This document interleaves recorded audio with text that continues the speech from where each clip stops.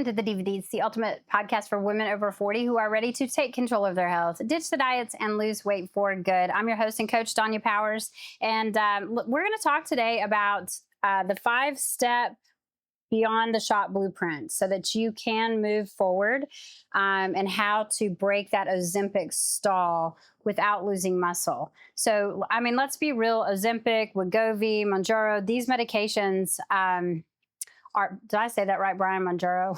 I think I did.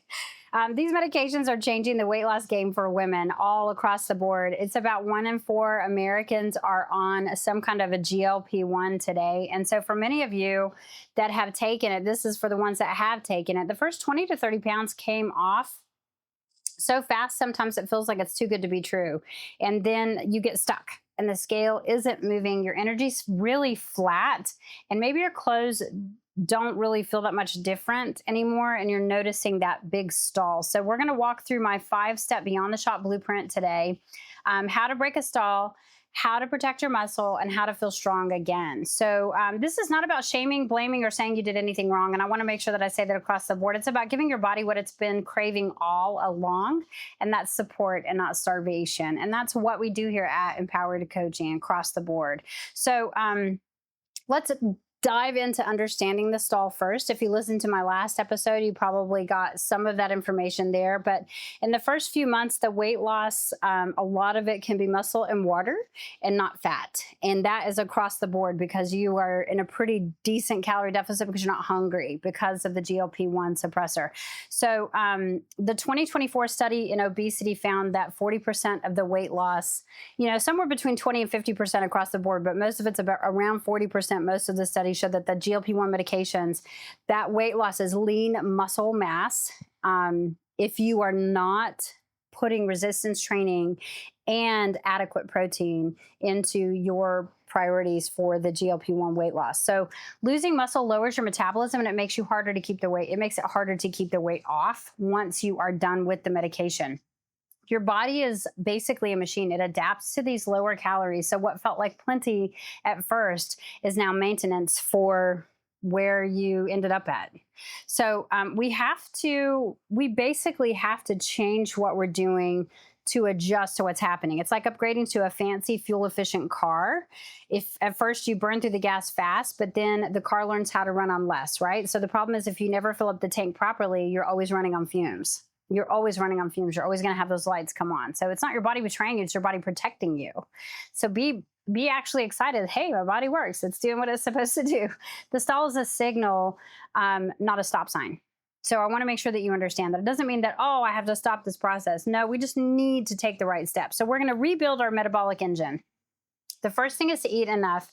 Go to tdeecalculator.net. Make sure that you know what your calories are supposed to be. You can figure out what your BMR is there as well, your basal metabolic rate. And you don't ever want to drop below that because the basal metabolic rate is, hey, we're keeping her brain alive.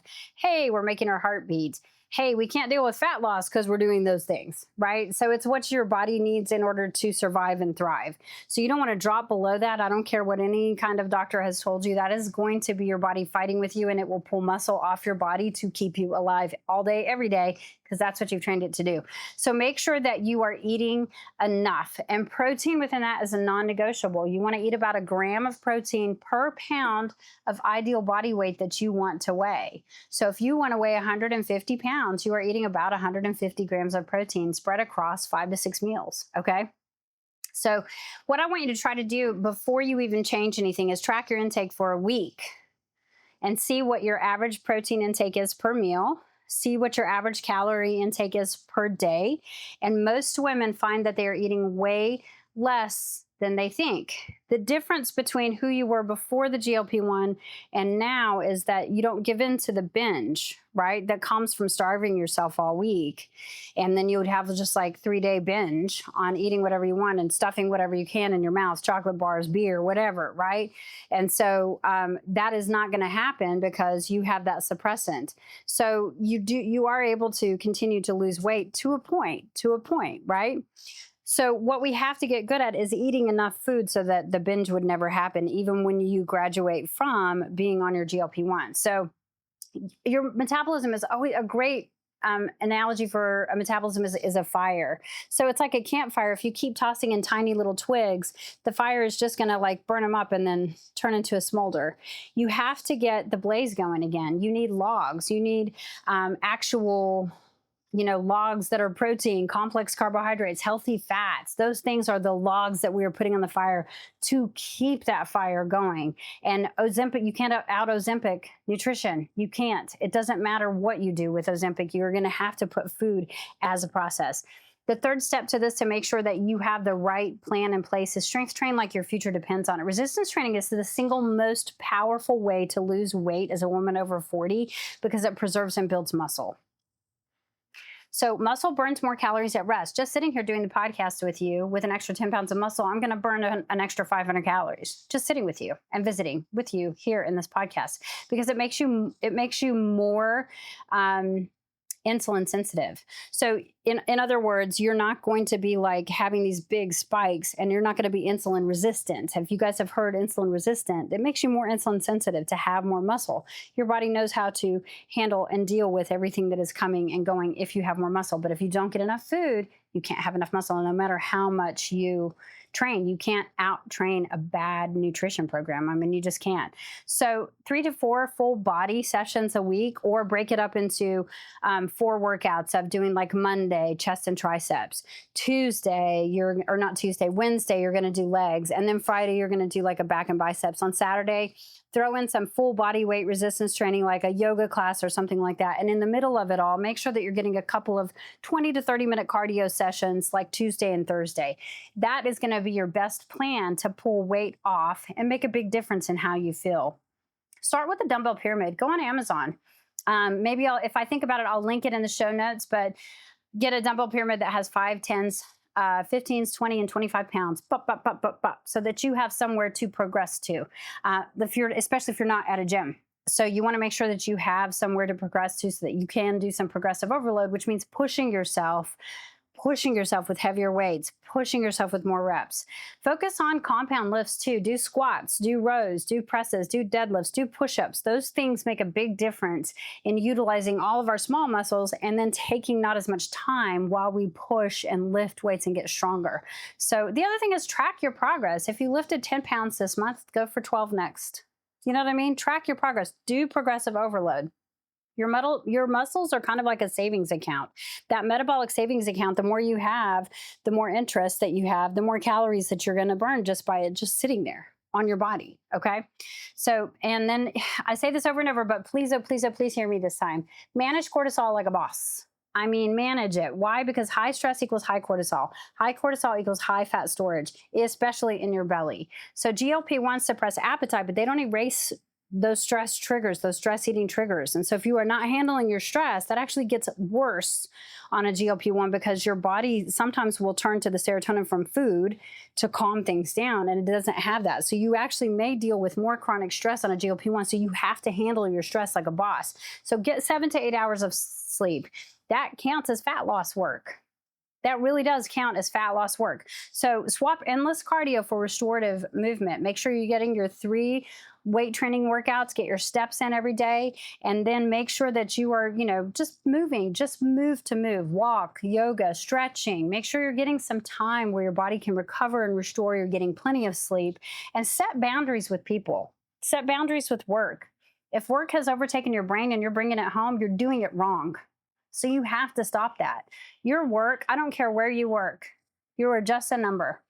They will replace you should you leave, right? You're totally replaceable. And I'm not saying that to be disrespectful, I'm saying that to be truthful with you. So there's no reason to give up your entire health, your livelihood, your peace. There's no reason to give that to other human beings that in a hot second could replace you if you need to be replaced. So you want to make sure that you're setting proper boundaries. When you're done at work, leave work at work.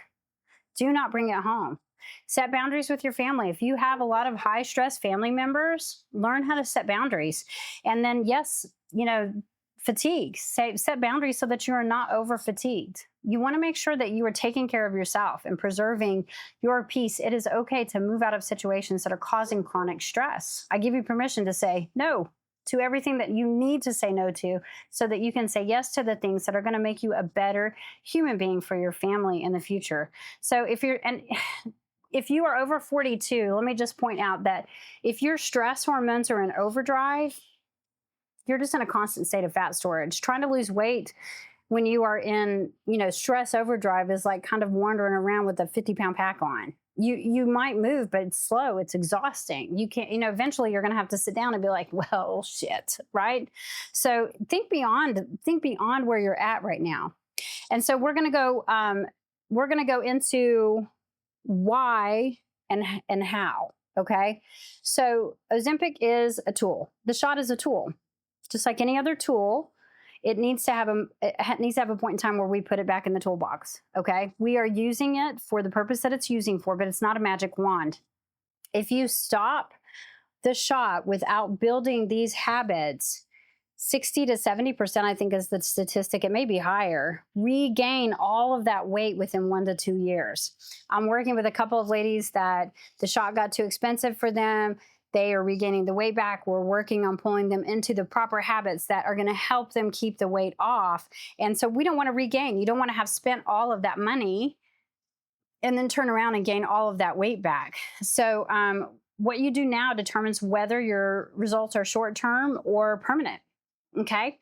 So focus on sustainable routines. We talk about sustainable in the Divas. We work on 4 pillars of weight loss, which is our making sure we're eating all of our food, getting our steps, 6,000 to 8,000 steps every single day, getting our water, 96 to 128 ounces, and getting our strength training workouts, never skipping our strength training workouts, because those things, the strength training, the balanced nutrition, and the stress management, when you add that to it, those are the sustainable routines that are going to carry you through no matter what, if you're on a GLP-1 or if you're not. So focus on your off ramp before you ever even stop the medication.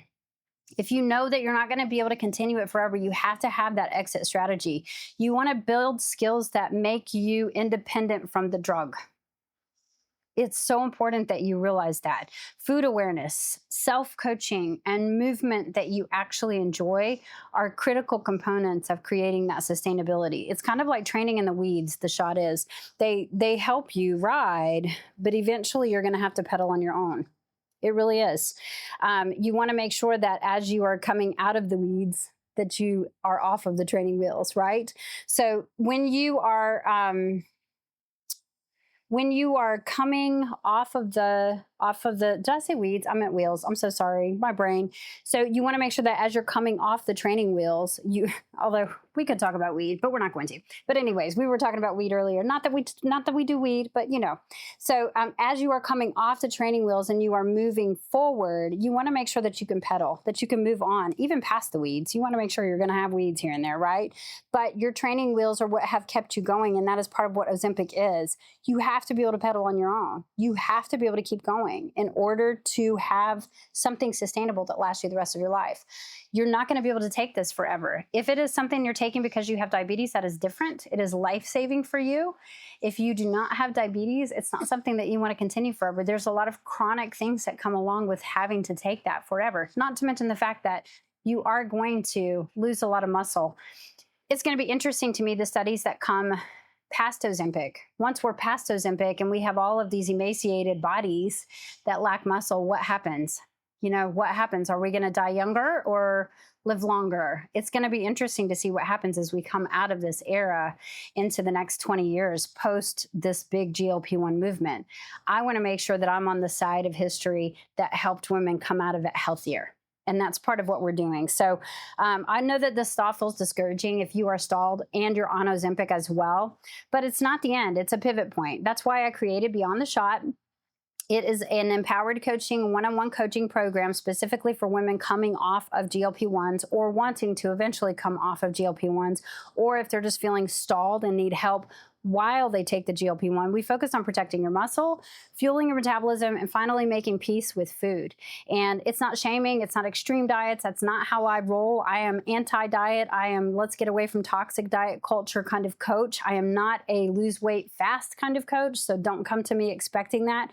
It's just strategies that work for your hormones, that work for your lifestyle, and work for your goals. If you're ready to get stronger, if you're ready to get leaner, if you're ready to get more confident, or if you're ready to get off the medication, or even if you're staying on the medication, with or without the medication, message me the word or the phrase beyond the shot, and I will reach out and send you the details and see how I can help you. Because reality is, you probably don't want to stay on this forever.